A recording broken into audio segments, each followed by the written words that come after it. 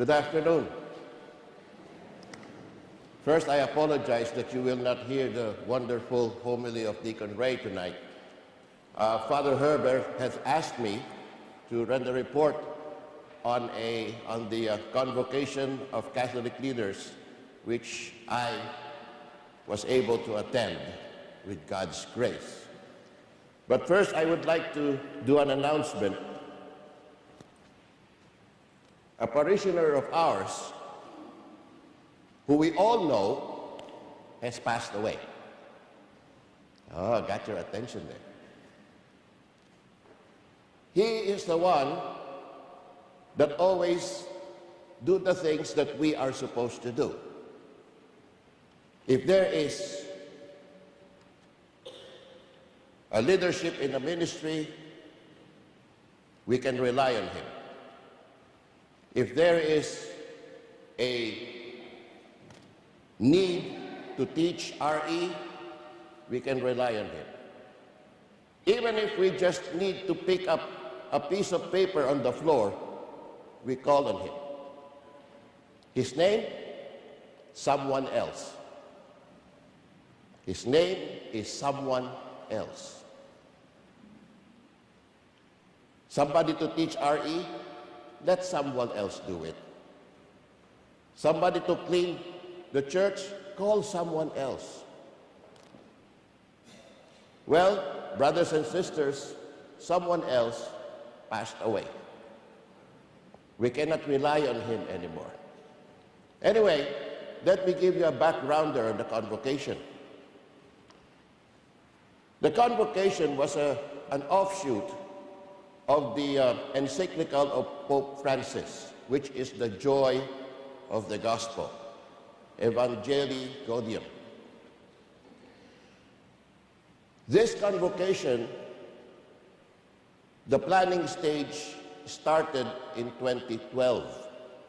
So this 4-day convocation had 5 years in the making.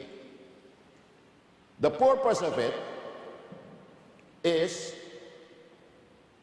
to go and bring the good news. We are all empowered, again, to bring the good news. All of us, clergy, religious, laity, are asked to bring the good news.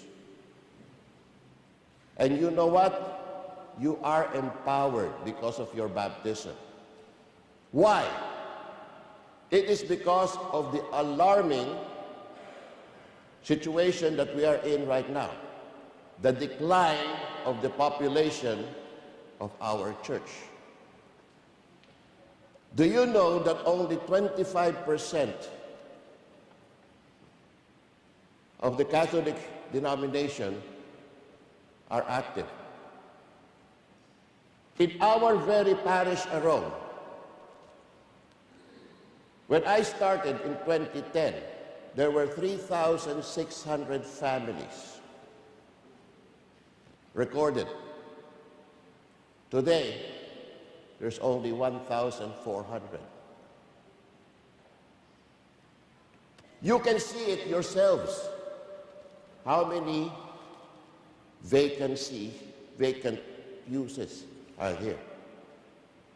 Nobody sitting here. Nobody sitting there. This is vacant. Where are they?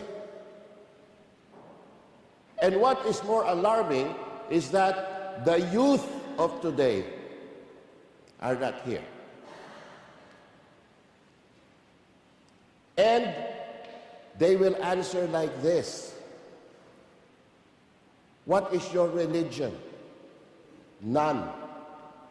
What do you believe in? None. What is your faith? None. And this breed is increasing. What do we call them? Nuns. They are called nuns. Not N-U-N, N-O-N-E-S. Nuns. Just, I think, last month, just for example, I did a renewal of marriage, 50th wedding anniversary. And we asked one of the grandchildren to read the first reading, the reading for that renewal. You know what she said? Why am I being asked to read? I don't even go to church.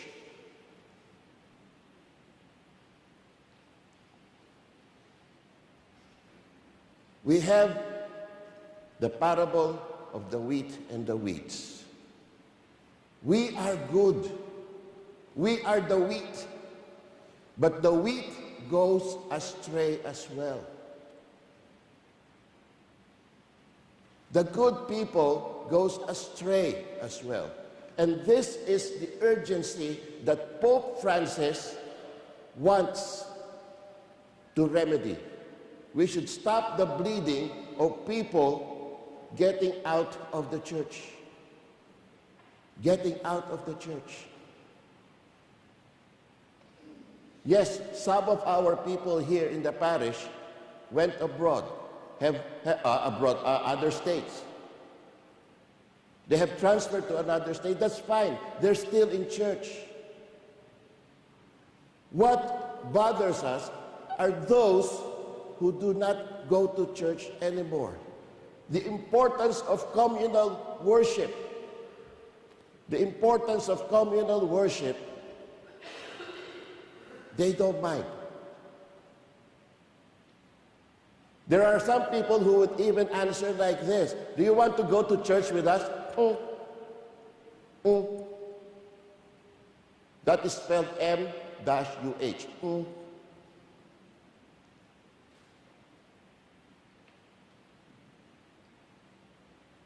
You know? And you know what? If you explain to them about Jesus, you explain to them about God, the answer, whatever. Whatever.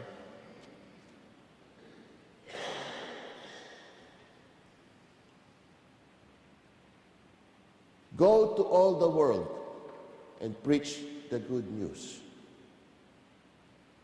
That is the gist of the Convocation. That is what the archbishops and the bishops and the cardinals from the Pope are asking us to do. Look into your landscape.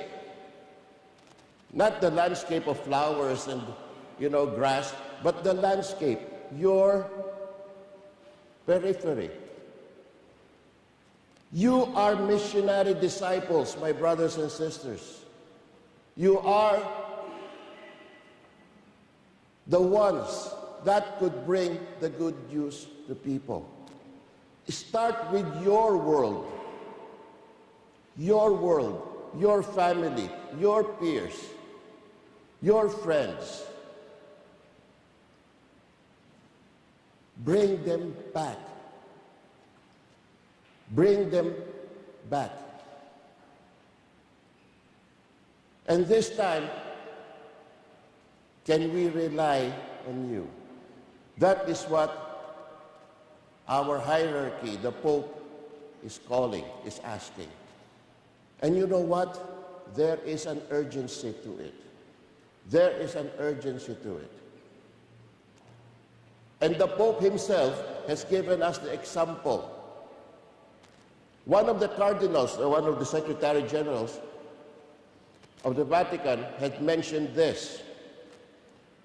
During the time when Pope Francis was seated, within 3 months that he was a Pope, he asked the Secretary General that he wants to go to La Maguncia. It's an island of Italy. And this island is the place where refugees go. Refugees go. And the Pope wants to go there. The Secretary General said, you want to go there, you have just been seated as Pope. You know, enjoy your seat first. Then we all do this. The Pope said, okay. The following week, the Pope asked again, I want to go there. Okay, I'll try to do what I can. Secretary General came back and he said, okay, we can arrange it in 1 year's time. 6 months, the best. You know, the following week, the Secretary General received a call from Alitalia Airlines, confirming that a certain Jorge Borgioni, which is the name of Pope Francis, is ticketed to go to Lamagucha. Even the Pope did not wait.